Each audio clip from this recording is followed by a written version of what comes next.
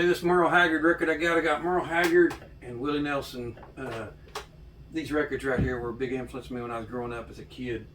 The Honeysuckle Rose record was one of Willie's.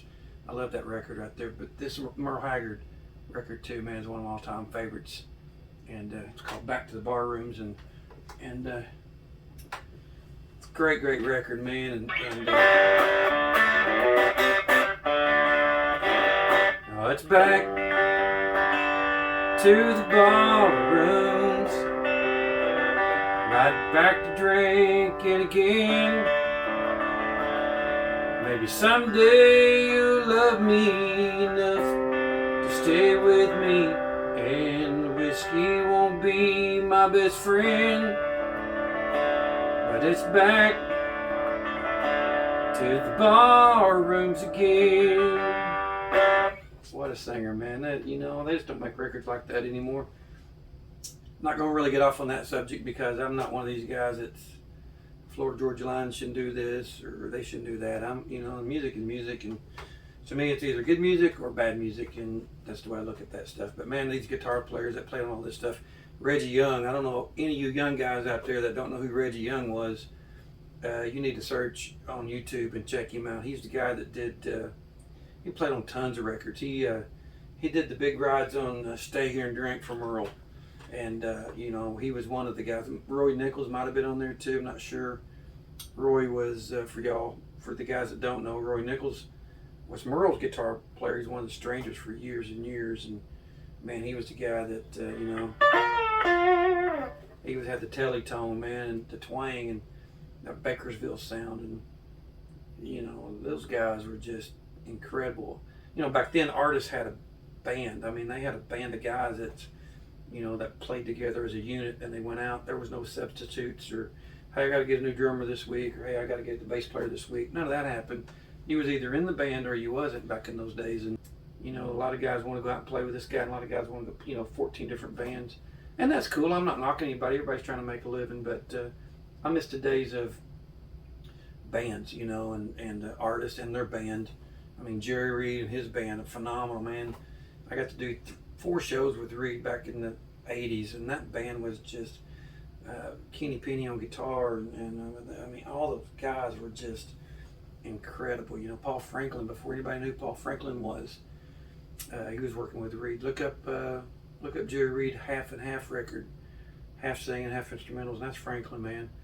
And that's Reed's band. I mean, I missed that a lot, and a lot of young guys don't realize that, but man, artists back in those days, they had their bands.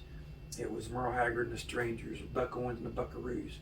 You had Don Rich with Buck Owens, and sang all that out of harmony with Buck and gave him all that stuff. And I miss all that stuff, I really do. Merle Haggard's probably my favorite though. Him and Keaney Henson. For y'all know who Keaney Henson was. Keaney Henson was a great gospel singer.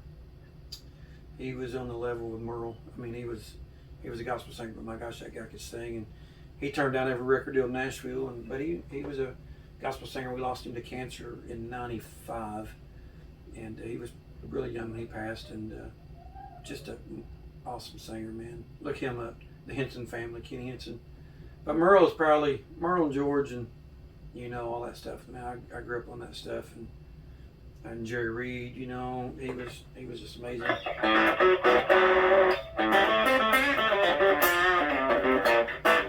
I also grew up with Skidder. I was a big Steve Gaines fan, Ed King fan. That whole deal, man. Those were chicken pickers and rock and rollers and all that stuff, man. I loved all that stuff.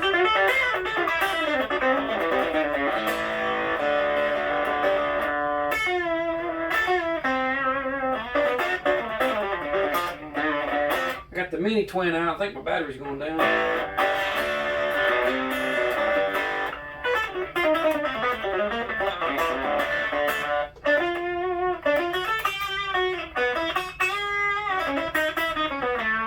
I used to work with a guy by the name of David Frizzell, man. Every night we'd do part of his show was he did a tribute to his brother Lefty, and we always did That's the Way Love Goes, because Lefty and Whitey Schaefer wrote that song, and Lefty recorded it. But the story I was always told that Lefty ran into Merle at a party one night, and he told Merle to record that song and make me some money. So Merle did, and I think they won a Grammy with it. And it was a big song for Merle.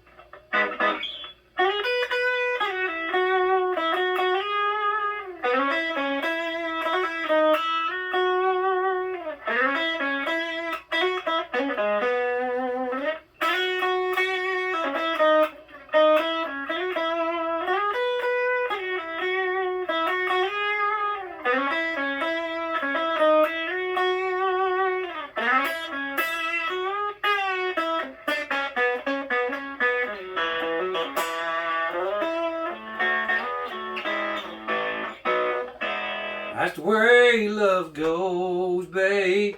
Good music right there, yo. Look up all the old guitar players, all the old session guys. I mean, Brent Mason's killer.